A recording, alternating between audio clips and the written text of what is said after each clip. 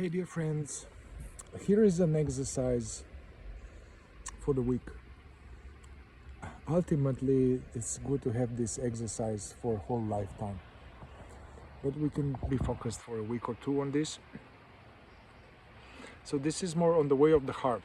It's about the heart, it's about purifying the heart, it's about knowing ourselves, especially knowing our pain body, false self, egoic tendencies, because if we want to be free of them, we really need to know them very well.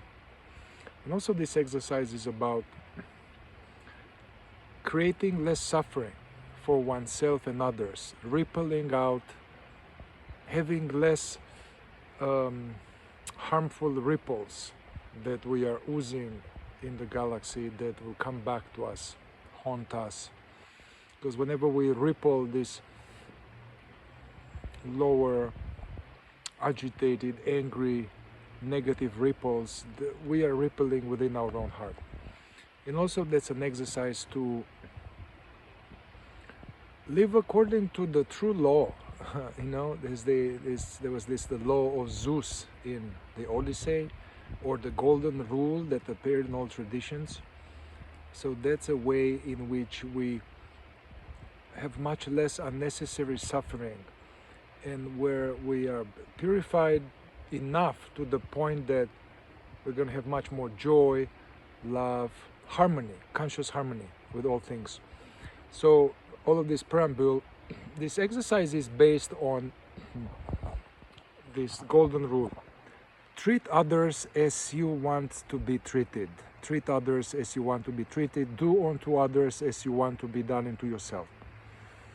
Yeah, so this, we know this as from religion, from the Bible, and some of us may have negative connotations with it, and it seems moralistic. But actually, this wisdom comes from a high level of understanding. It's not just do's and don'ts. This wisdom comes from the understanding that the whole universe and all the people and all the galaxy is just one being. It's a whole ocean of being, and we are here as one being. And everybody we see, even the ones that we don't like and are assholes, they are, from one angle, an expression of the divine. And they are you. Everybody we meet is me, at different levels of consciousness, different level of understanding. And everybody we meet is God. Everybody we meet is me. So if I lie to someone, if I steal from someone, if I manipulate someone, if I trick someone, if I'm hurtful to someone, if I'm gossiping on someone, if I'm doing all kind of weird stuff to someone, I'm doing it to myself. And then those of you who have had glimpses about our true nature and glimpses of the true nature of reality, this is obvious. So the exercise, the practice that I recommend is this: to, in all our interactions, to treat others as if they are you, and to treat others as you want to be treated, and to act like this in all interactions, with friends, with customers, with clients, in business relationships. Yeah, so that's the exercise. And another way to put it from Dr. David Hawkins is this idea that to cultivate lovingness and benevolence as a way of life, as an attitudinal stance towards life. To be loving and benevolent towards all life, including the animals, including the bugs.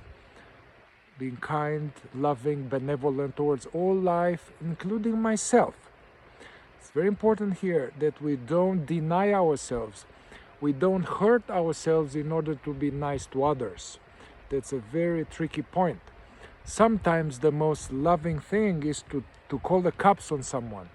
Sometimes the most loving thing is to tell somebody firmly, dude, this is not okay, you must go now, go now. Yeah?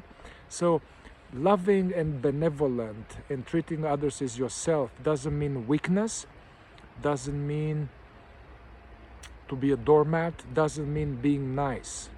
Yeah? So I recommend for the next period to work with this exercise and to remind oneself every day, and then in all our interactions, kind of try to do that as a practice. And whenever it's not possible, whenever there is some reactivity, there is some gossip, there is some judgment, there is something, don't beat yourself up. You know, whenever you catch yourself that you can't do that, you can't be that, that's okay. Just notice that and investigate. Investigate, because whatever comes instead, it's some form of egoic tendency, some form of pain body, some form of hurt that creates this edgy, dark ripples relationally. So doing the best we can to live according to this law, which is a law that it's not a law that is imposed on me. Some of you have reached like a deeper level that you were revealed what's going on here. Now this is natural, this is spontaneous, this comes as a natural way of life. It will hurt your heart to be judgmental, to be nasty, to be hurtful. So there's just a way to flow with the Tao. Yeah? And then at the end of the day, do a little inventory on yourself, and without judging, without blaming yourself, without being upset with yourself, but do an inventory and see, here I was a little harsh, here I was snappy, here. So then you get an inventory of various weaknesses, various mechanical patterns, that this is some work to do. Yeah, don't beat yourself up. So being kind and loving towards oneself. Yeah, we're just seeing ourselves. You may sometimes have a remorse of conscience when you notice that you treat somebody unkindly or selfishly. It's very good to see that on the path, and just feeling some remorse. It's helpful. Yeah, it's not toxic guilt, it's not toxic shame. It's like, because before we can awaken to the truth of the self, and before we can awaken to the truth of reality, our conscience needs to wake up.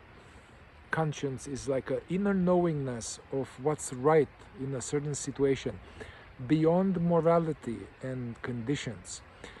In the conscience, in the heart, is the divine, it's the objective law.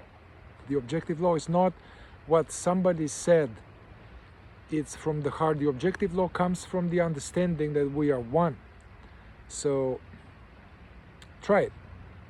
Let me know how it goes, what challenges you encounter, and if you take this seriously for like a month, it'll make a big difference. Good luck.